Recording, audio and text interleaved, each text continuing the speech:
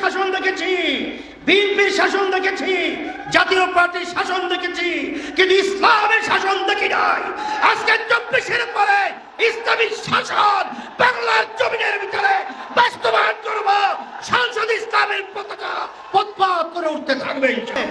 এই অন্তর্বর্তীকালীন সরকারের প্রধান তিনি কিন্তু বলেছিলেন, জাতির কাছে কমিটমেন্ট করেছিলেন যে আমাদের 3টা দায়িত্ব, একটা হলো সংস্কার, এরপরে দৃশ্যমান বিচার, এরপরে জাতীয় নির্বাচন।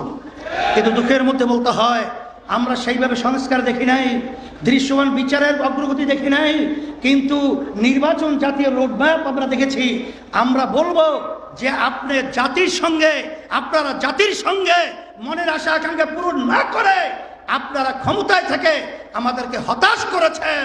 এখন বিএনপি, যেই বিএনপি শরিয়া আইনে বিশ্বাসী না, কোন বিএনপি? যেই বিএনপি বাংলাদেশের ইসলামপন্থাদের উত্থান নিয়ে তারা বিঘ্নিত, চিন্তিত। কোন বিএনপি?